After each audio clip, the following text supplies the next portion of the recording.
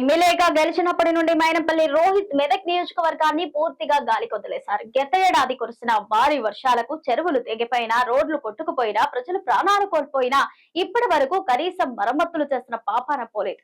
కేసీఆర్, కేటీఆర్ గార్లపై నోరు పారేసుకోవడం తప్పితే మెదక్ అభివృద్ధిపై మైనంపల్లికి సోయి కూడా లేదు అంటూ మెదక్ మాజీ ఎమ్మెల్యే పద్మా దేవేందర్ రెడ్డి తెలిపారు.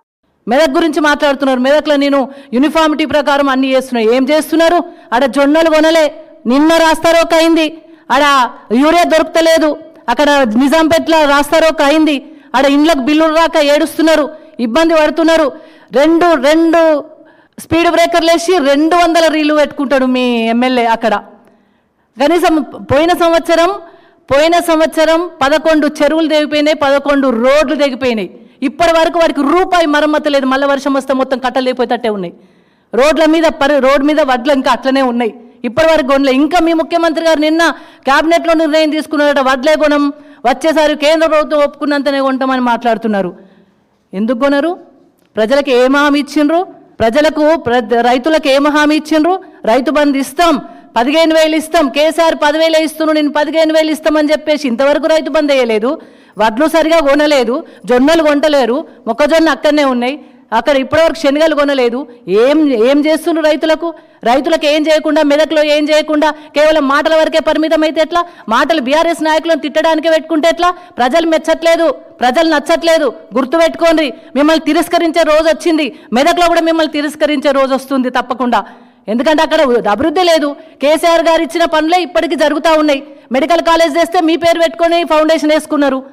అక్కడ రోడ్లు సరిగా లేవు. చెప్తున్నా కదా, 2 స్పీడ్ బ్రేకర్లు వేసి 200 రీలు పెట్టుకుంటారు. అదే అభివృద్ధి అనుకొని. అభివృద్ధి అంటే అర్థమే మార్చేస్తున్నారు. అక్కడ ఇప్పటికీ కూడా వర్షం పడితే రోడ్ల పరిస్థితి అధ్వానం. అంటే కట్టలు తెగిపోయి మనుషులు చనిపోతే కూడా పట్టించుకోలేదు. ఆడ మొత్తం చెరువులు కట్టలు తెగిన. ఇప్పుడు రాయనపల్లి ప్రాజెక్టు చాలా క్లిష్ట పరిస్థితిలో ఉంది. అక్కడ దృష్టి పెట్టండి, అభివృద్ధిలో చూపెట్టండి. యూనిఫామిటీ గురించి మీరు మాట్లాడతారా? కాంగ్రెస్ పార్టీ యూనిఫామిటీగా సాల్వ్ చేస్తుందట. ఇదానండి ప్రజలను అభివృద్ధి చేసి ముందుకు నడిపించే విధానం. ప్రజలను అభివృద్ధి పథంలో నడిపించాలంటే ఓపికతో నడిపించాలి. ఉద్యమం గురించి మాట్లాడుతున్నారు. ఉద్యమంలో కేటీఆర్ గారు ఉన్నారని మాట్లాడుతున్నారు. కేటీఆర్ గారు పదవికి రాజీనామా చేసి ప్రజల మన్నలు పొందింది కేటీఆర్ గారు. మీరు పదవి విడిచిపెట్టుకున్నారా? మీరు ఉద్యమంలో ఉన్నారా? మీరు ఎక్కడ ఉన్నారండి అప్పుడు ఉద్యమం జరుగుతున్నప్పుడు? ఉద్యమకారుల మీద లాఠీ చార్జీలు చేయించిన వాళ్ళు మీరు. అదే ఉద్యమం చేసి పదవిని త్యాగం చేసి ఒక్క మాటతో రాజీనామా చేసి ప్రజల మన్నలు పొందొచ్చింది కేటీఆర్ గారు. 2004లో నేను కూడా రాజీనామా చేసినాం పదవుల కోసం.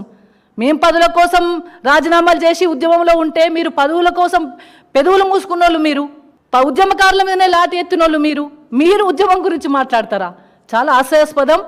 అందుకనే ఇప్పటికైనా ఆ మాటలు మాట్లాడడం మానుకోండి. రాజకీయ పరంగా, సిద్ధాంత పరంగా ఏదైతే ప్రజలకు మన్ననలు పొందే విధంగా, ప్రజలను అభివృద్ధి పథంలో నడిపించే విధంగా ఏ విధానం అయితే మీరు ముందుకు తీసుకెళ్తారో ఆ విధానం మీద మా ప్రశ్నలకు మీరు సమాధానం చెప్పుండ్రి, మీ ప్రశ్నలకు మేము సమాధానం చెప్తాం. అంతే తప్ప ఇవన్నీ మానుకొని మెదక్ అభివృద్ధి మీద దృష్టి పెట్టాలని చెప్పేసి వారికి మేము సూచన చేస్తూ జై తెలంగాణ.